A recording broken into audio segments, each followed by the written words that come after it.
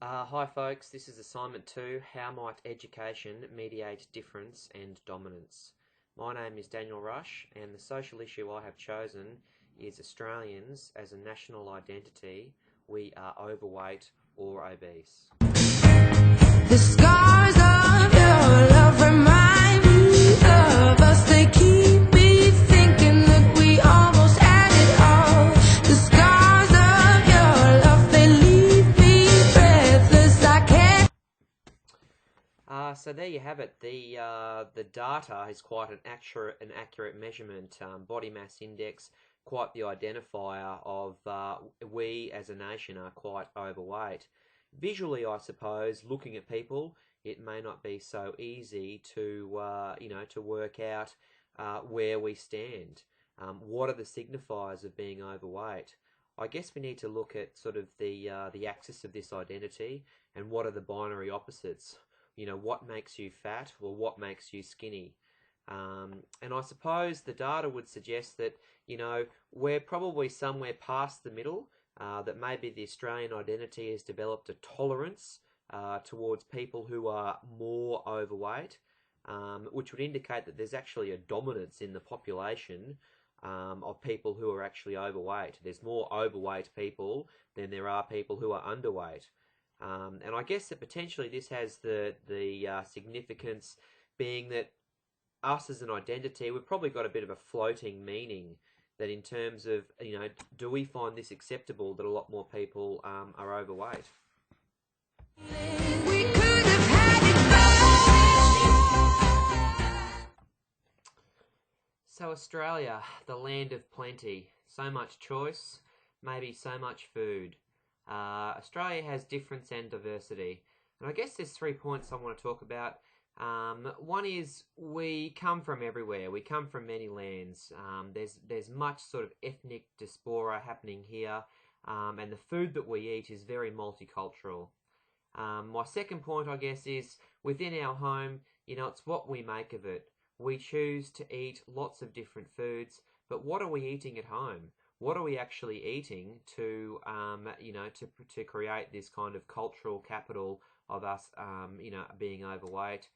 And thirdly, the last point, do we actually have a cultural deficit when it comes to nutrition, when it comes to daily intake and calories and what we're actually eating? Do we know what we eat? Do we pay attention? Is there a deficit here? I heard that you settled down, that you found a girl and you're married now. I heard that your dreams came true. Guess she gave you things I didn't give to you.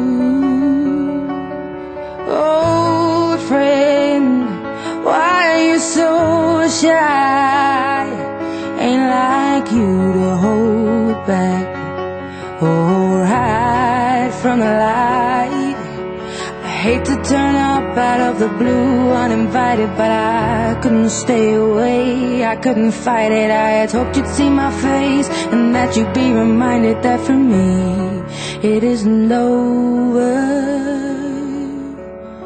Never mind, I'll find someone like you.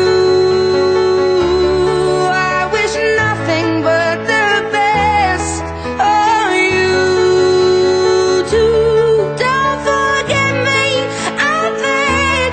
I remember you say sometimes it lasts and loves, but sometimes it hurts instead. Sometimes it. So folks, I wanted to have a talk about the Australian barbecue, the Aussie backyard barbecue. Sunday afternoon, probably a few male blokes standing around having a few beers. Out comes the meat, and all the boys kind of gather around and they put these big chunks of meat on and barbecue it away. And it's become very much a male pedagogy thing in Australia. But I guess why don't females use the barbecue as much? Why is it a male thing that just males seem to use the barbecue and love gathering around? And it's funny that we nearly almost cook meat. That there's lots of other varieties of things that you can barbecue out there. Is it wrong to barbecue a fish? Can I cook some nice salmon fillets on a barbecue in the afternoon? Is that going to, am I going to be discriminated against by my peers for barbecuing a fish on a Sunday? And I guess I wanted to just quickly talk about and raise a few discussion points on the Australian barbecue. But in many other cultures, there's other forms of barbecues. Let's say in Japan, they have the teppanyaki bar, which is a long slab. They put lots of different food on that, and it's just like a barbecue, but of a cultural perspective, totally different. And I guess over time, isn't it interesting how what we deem to be acceptable in terms of Australian cultural capital, in terms of what we eat, and what other countries eat, can be quite different. And I guess difference is really what we're here to talk about.